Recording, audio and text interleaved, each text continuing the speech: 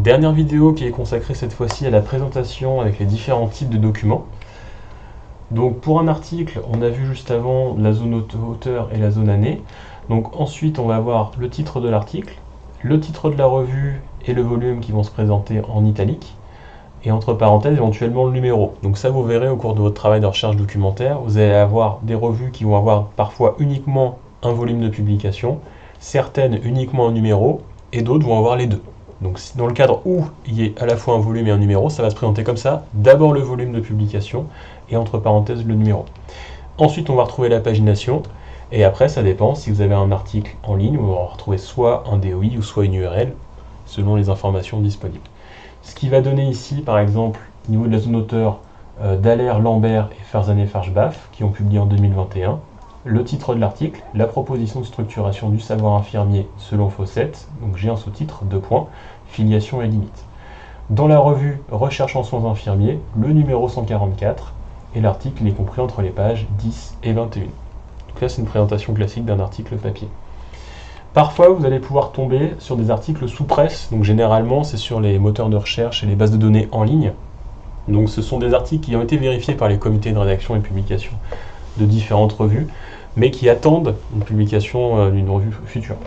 Donc vous pouvez le présenter en fait comme ceci, c'est-à-dire forcément on n'a pas de date, donc entre parenthèses on peut le préciser sous presse, et forcément à la fin de la référence on n'aura pas non plus de numéro de publication et de pagination puisqu'on attend une publication. Mais on peut le présenter, les informations dans le texte sont bonnes. Pour les articles en ligne, on va avoir deux options, donc soit vous n'avez pas de DOI, donc ça va être une présentation classique. Après le titre, entre crochets, on précise en ligne. Et à la fin de la référence, entre crochets, on met aussi « Citez-le ». Donc là, par exemple, aujourd'hui, à date de la vidéo, le 4 juillet 2024.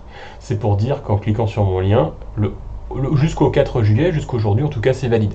Donc l'intérêt, effectivement, c'est au niveau d'un rendu de mémoire. Si vous avez utilisé en ligne et citez-le, c'est de vérifier que vos liens sont toujours bons. Autre option avec le DOI, ce qui est plus simple, c'est que le DOI, comme le numéro DOI est périn et est propre à chaque référence en ligne, donc là par exemple la référence de cet article-là, le DOI va être ici, c'est qu'en cliquant sur le DOI, en fait, peu importe où il va être hébergé en ligne, je vais être automatiquement redirigé dessus. Et en plus, ce qui fait que comme c'est périn, on n'est pas obligé de préciser en ligne et citez-le, il est forcément valable. Donc si vous avez un DOI sur une référence, c'est quand même mieux de le renseigner avec le numéro de DOI, et en plus ça vient alléger un petit peu votre référence. Pour un ouvrage, la présentation la plus simple, donc la zone auteur et année toujours, donc ça ne change pas, le titre de l'ouvrage qu'on va retrouver en italique, entre parenthèses on peut retrouver soit une édition, un volume, par exemple c'est une deuxième édition, troisième édition, etc. Et après l'éditeur, donc ça c'est vraiment le plus simple. Là par exemple, l'ouvrage d'Alexandre Manoukian, paru en 2014, La relation soignant-soigné, la 4e édition, chez les éditions Lamar. Pour un livre collectif, donc là par exemple précise Formarié et Jovic, donc, qui sont toutes les deux directrices, donc là on précise bien comme c'est un ouvrage collectif. L'ouvrage c'est Les concepts en sciences infirmières, donc bien titre en italique, c'est la 2e édition et aux éditions Arcy. Donc il faut aussi que ça concorde bien votre numéro d'édition avec l'année. Là en l'occurrence la première édition de La relation soignant-soigné, si c'est pas précisé ici, par défaut c'est la première qui est parue en 95, je dois bien préciser 95. Je peux pas me retrouver sans édition avec 2014 ou 95 et 4e édition, ça colle pas. Donc là je pense pas qu'on ira jusqu'à vérifier toutes les informations, mais pour vous au moins vous savez que vous avez bien renseigné le document, il n'y a pas de souci, on pourra pas vous reprendre là-dessus. Pour les ouvrages en ligne, tout bêtement on va rajouter le DOI ou l'URL à la fin de la référence. Donc là, sur le même exemple, Formarié, donc là, à la fin de la référence, j'ai un numéro de DOI, parce qu'on le retrouve sur le site Kern. Donc je viens coller mon DOI, ma référence est complète. Pour l'utilisation de l'italique, je le rappelle, du coup, dans deux cas précis uniquement, donc soit pour un titre d'ouvrage, ou un titre de revue, et le volume de publication, donc si la revue en possède un. Et là, l'astuce, c'est que le logiciel type Zotero vous le fait automatiquement aussi. D'où l'intérêt de bien enregistrer toutes ces références, et de passer par le logiciel pour faire vos citations. Pour les chapitres d'ouvrage, alors un peu spécifique à la norme APA, en fait, on va renseigner un chapitre que si l'auteur du chapitre est différent de l'auteur ou du directeur de l'ouvrage. Si par exemple votre auteur du chapitre est le même coordinateur de l'ouvrage de manière générale, comme c'est le même auteur entre guillemets, on ne va pas le préciser. C'est-à-dire on va juste faire une référence globale du livre, mais on ne va pas extraire une référence du chapitre. Là, par exemple, sur cet exemple-là, donc on va avoir l'auteur, l'année toujours, le titre du chapitre, après on va avoir dans, et là on met les auteurs ou le directeur de l'ouvrage collectif. Donc là ici, on a Nicolas Jameau, en 2020, le titre de son chapitre Technique hypnotique, dans, donc E. Barbier et R. Etienne, donc tous les deux directeurs d'ouvrage, hein, c'est un ouvrage collectif, Hypnose en soins infirmiers, la 2e édition. Donc là précisément, entre parenthèses, je vais aussi mettre les pages du chapitre et les éditions d'Uno. L'avantage du coup, c'est que comme je viens mettre la pagination du chapitre, je peux ne pas mettre chapitre 2, 3, 4, 5, etc. On n'est pas obligé, puisque du coup, on a le titre du chapitre, on a la pagination. Dans d'autres lecteurs, concrètement, il peut aller retrouver la référence, ça, il n'y a pas de souci. Pour un mémoire ou une thèse, donc, encore une fois, si vos responsables pédagogiques et l'école l'autorisent, vous pouvez le citer ainsi, c'est-à-dire on va toujours avoir la zone auteur et l'année.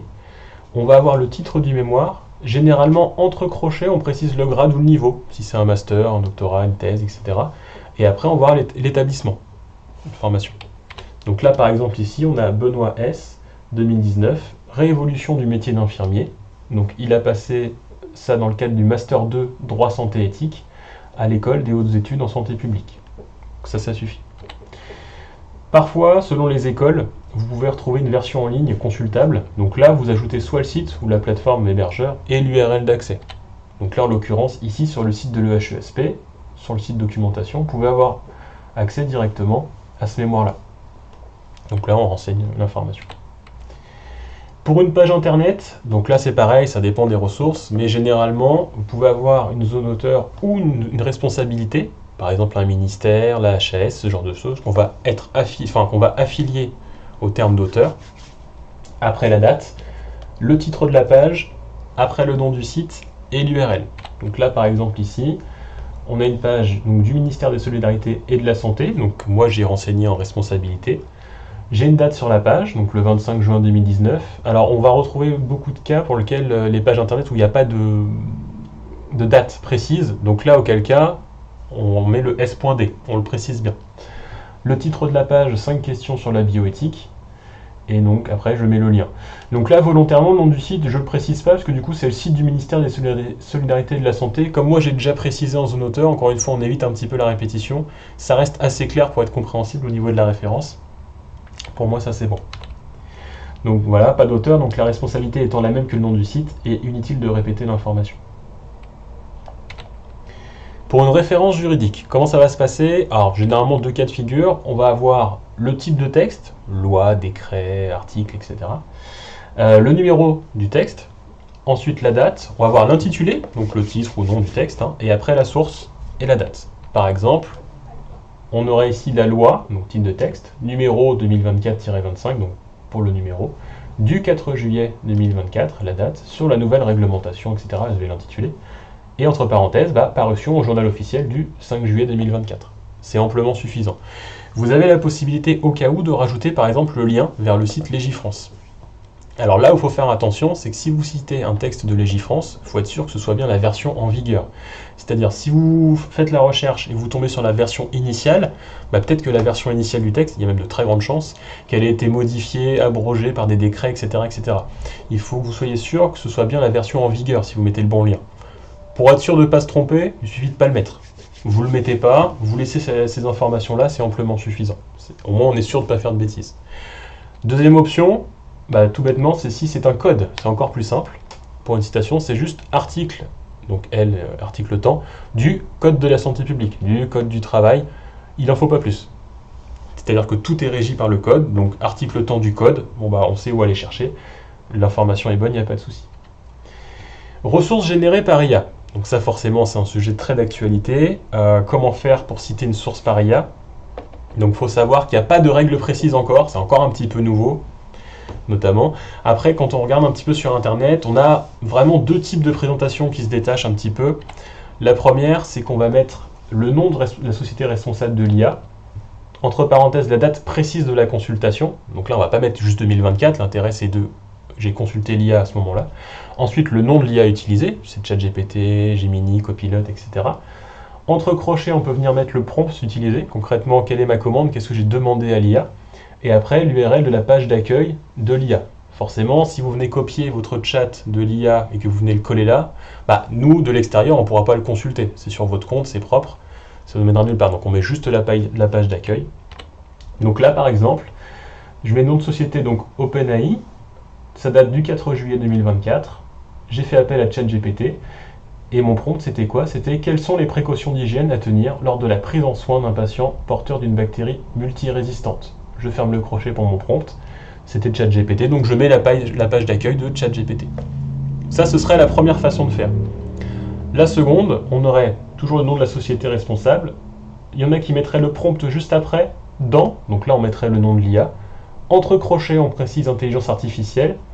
Après seulement la date précise de consultation. Et après, encore une fois, l'URL de la page d'accueil de l'IA génératif. Donc là, sur le même exemple, ce serait OpenAI. Donc là, on mettrait le prompt. Quelles sont les précautions d'hygiène à tenir lors de la prise en soin d'un patient porteur d'une bactérie multirésistante? Une virgule, dans, donc là, ChatGPT aussi. Entre crochets, je précise intelligence artificielle. Ici, il vient de mettre la date, 4 juillet 2024. Et le lien d'accueil. Ça ne change pas grand-chose pour le coup. Après, effectivement, peut-être que la première option correspond un petit peu plus à la norme APA, le fait d'avoir le auteur responsabilité et la date. Ça, ce sera à vous de voir et surtout définir, savoir est-ce qu'on peut utiliser, est-ce qu'on peut citer des ressources d'IA auprès de vos formations.